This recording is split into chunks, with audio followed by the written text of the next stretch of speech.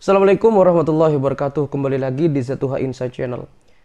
Semua orang ingin mempunyai gelar, makanya banyak yang sekolah setinggi-tingginya, entah dari S1, S2, S3, bahkan sampai profesor. Ya tentunya dengan kita memiliki gelar akan sedikit lebih dikenal oleh masyarakat dan sedikit terlihat lebih eksklusif, karena itu membedakan dari orang kebanyakan. Siapa sih yang tidak pengen gelar? Tetapi pada praktisnya banyak gelar-gelar kehormatan atau gelar akademik yang bisa diberikan atau kita dapatkan tanpa melalui proses yang namanya sekolah. Lantas, bagaimana sebenarnya ini fenomena apa yang sebenarnya bisa kita bahas dalam episode kali ini? Kita putar dulu intronya.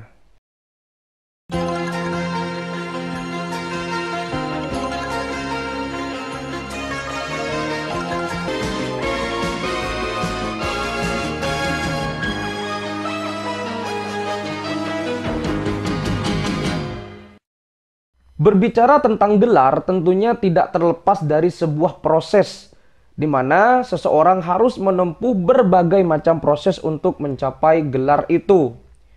Salah satu prosesnya yang kita ketahui adalah dari jalur kesarjanaan atau jalur sekolah formal dalam hal ini. Gelar akademik dalam hal ini biasanya banyak jenisnya. Ada yang dari D3 atau diploma, yang disebut dengan AMD, ahli madya. Ada kemudian level S1, sarjana. Kemudian S2, magister atau master. Dan yang ketiga, level tertinggi adalah doktor atau PhD kalau di luar negeri.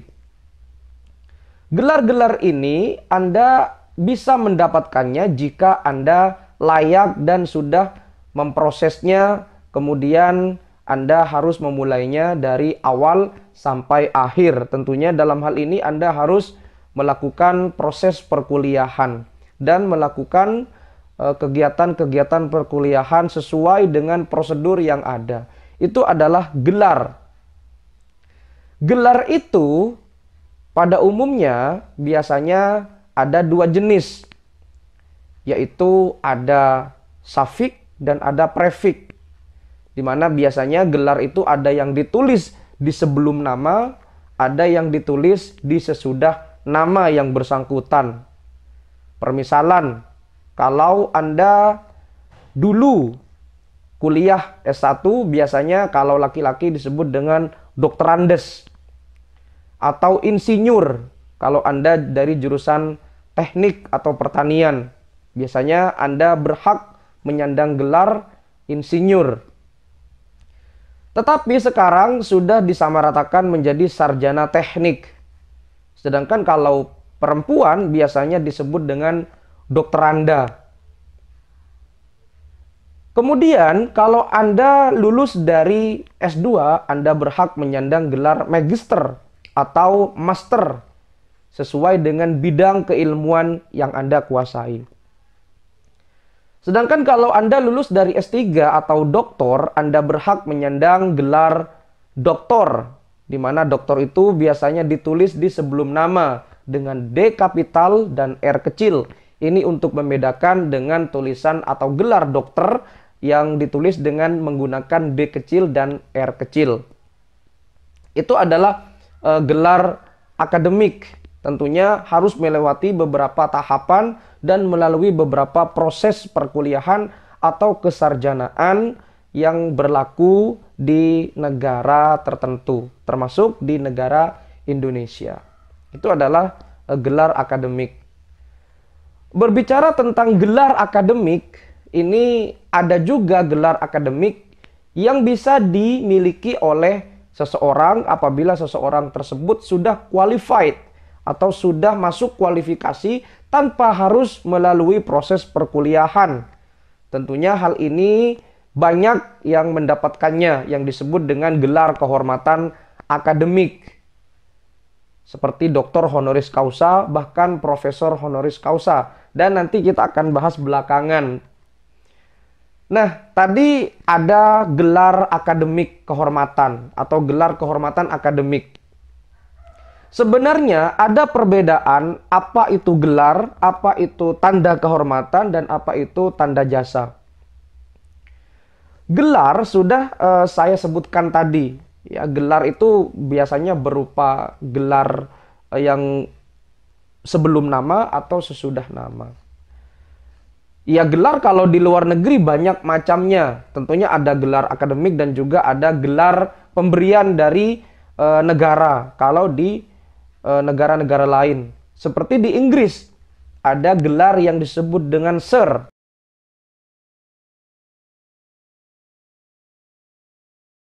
Atau Bapak dalam kosakata bahasa Indonesia.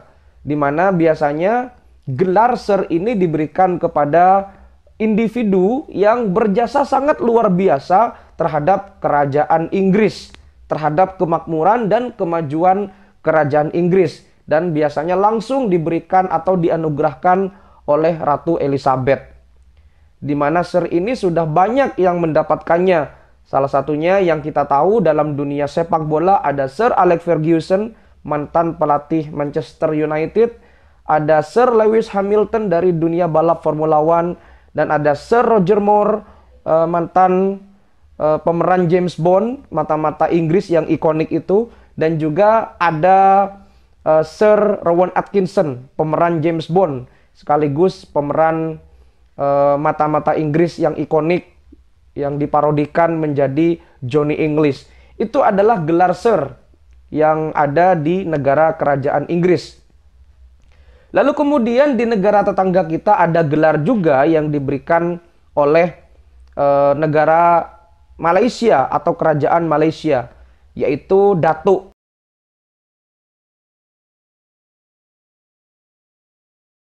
Di mana Datuk ini hampir mirip dengan mekanisme atau prosedur yang seperti di Sir di kerajaan Inggris itu, yang diberikan kepada seseorang yang dianggap berjasa luar biasa terhadap kemajuan dan kemakmuran negara Malaysia atau kerajaan Malaysia. Lalu di negara Malaysia juga ada pemberian gelar dari bangsawan, sehingga dia bisa membedakan mana bangsawan, mana yang non bangsawan, yang disebut dengan yang di Pertuan Agong. Jadi itulah kira-kira gelar yang ada di negara-negara tetangga atau di negara Inggris. Ada Sir, ada Datuk, ada juga yang di Pertuan Agong.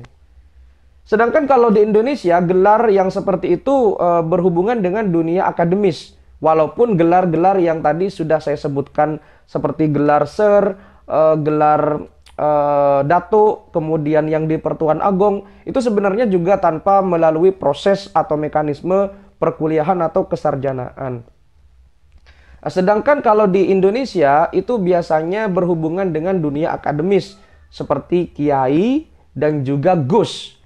Kiai biasanya identik dengan pemuka agama atau tokoh agama di suatu tempat yang dituakan, kemudian yang dihormati, dan yang menilai apakah dia layak atau apakah beliau layak atau tidak diberikan gelar kiai. Itu tergantung masyarakat yang menilai bagaimana kontribusinya, bagaimana keilmuannya, dan apa perubahan yang bisa dia lakukan kepada masyarakat setempat. Itu adalah pemberian masyarakat. Sedangkan kalau gus, sebutan gus itu biasanya identik dengan keturunan kiai.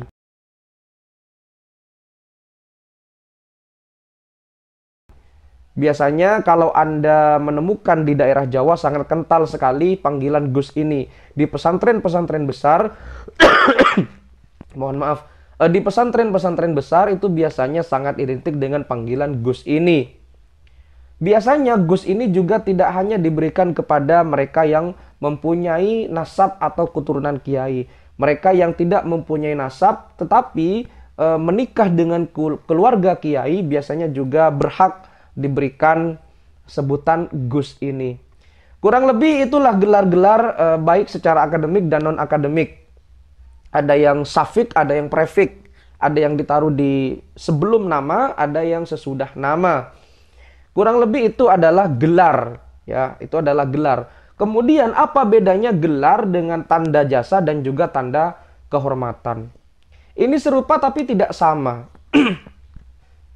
Kalau tanda jasa itu biasanya diberikan presiden secara langsung kepada mereka atau individu atau organisasi yang dianggap berjasa sangat luar biasa terhadap bangsa dan negara, yang sudah mendarma baktikan hidupnya kepada bangsa dan negara demi kemajuan umat manusia yang ada di negara tersebut.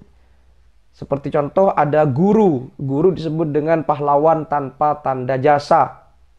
Lalu ada tanda kehormatan. Biasanya tanda kehormatan ini ada 3 jenis. Biasanya mengambil dari bahasa Sanskerta. Yang pertama ada bintang, ada Satya Lencana, dan ada Samkaryanugraha. Jadi kalau tanda kehormatan itu ada 3. Ya, saya ulangi lagi. Ada bintang, kemudian ada Satya Lencana, dan ada Samkaryanugraha.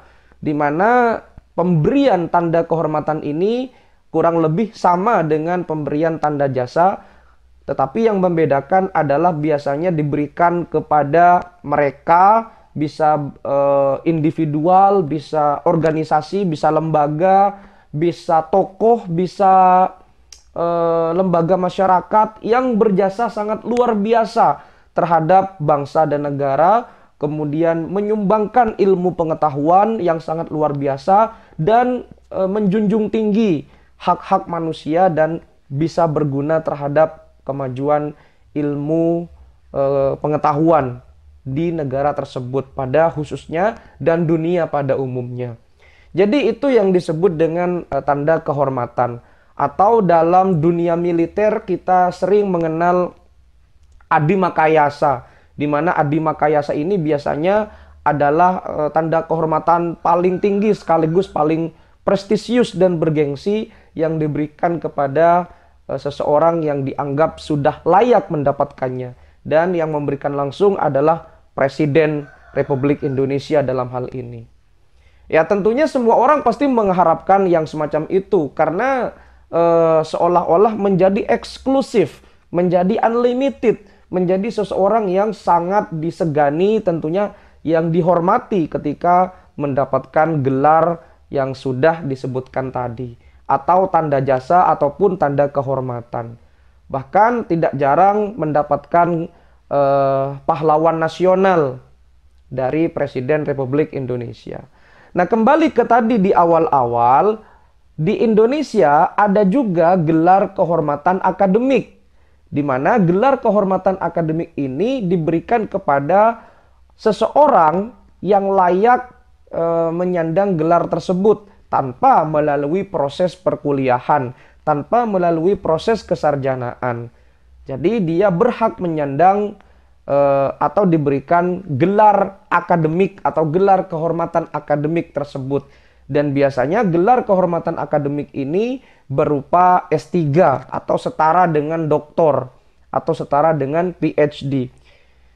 Biasanya yang melakukan ini adalah universitas yang mempunyai program pasca sarjana atau yang mempunyai program doktor dan biasanya harus berakreditasi A atau unggul.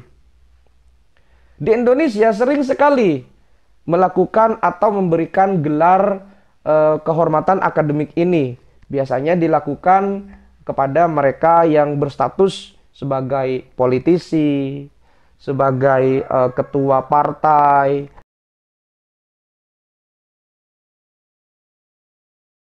kemudian macam-macam ya, ada organisasi dan kelembagaan masyarakat lainnya. Ya ini sebenarnya di satu sisi juga bagus. Jadi terkesan, oh ternyata di Indonesia banyak sekali yang mempunyai gelar doktor honoris causa. Memang terkesan bagus di satu sisi karena memang di Indonesia sangat banyak yang mendapatkan itu. Tetapi di sisi lain, kalau terlalu gampang memberikan gelar akademik atau gelar kehormatan akademik, ini terkesan terkesan pragmatis. Dalam hal ini mengesampingkan proses bagaimana caranya untuk mendapatkan gelar doktor itu. Karena perkuliahan S3 atau perkuliahan mahasiswa doktor itu sangat sulit sekali. Bahkan ada yang bertahun-tahun tidak lulus, bertahun-tahun di tengah jalan berhenti karena prosesnya sangat mati-matian, gila-gilaan, sangat sulit sekali. Dia harus menulis jurnal, dia harus melakukan disertasi, dia harus menulis ke jurnal internasional, harus terindeks Scopus, dan lain sebagainya yang berhubungan dengan dunia akademis. Dan itu sangat sulit sekali. Bagaimana dia mempertahankan disertasinya, dia harus menemukan hal baru, menemukan formula baru, menemukan inovasi baru, dan lain seterusnya. Itu adalah proses perkuliahan S3, sangat panjang. Bayangkan jika tiba-tiba ada seorang politisi, tiba-tiba langsung saja mendapatkan gelar akademik kehormatan. Tentunya ini harus dilihat kembali, harus diperketat lagi, dan harus dipilah dan dipilih lagi, layak atau tidak, ataupun regulasinya harus diperketat lagi. Karena memang perkuliahan S3 itu sangat sulit. Karena yang namanya doktor, atau dalam bahasa Inggris disebut dengan PhD, dia adalah orang yang mempunyai kemampuan tersendiri atau menguasai bidang tersendiri keilmuannya. Jadi dia sudah bidang, sudah pakar, atau sudah suhu dalam hal ini. Tetapi di Indonesia saat ini sangat banyak dan relatif mudah untuk mendapatkannya. Kalau Anda biasanya dalam tanda kutip bisa lobby-lobby terhadap universitas yang bersangkutan.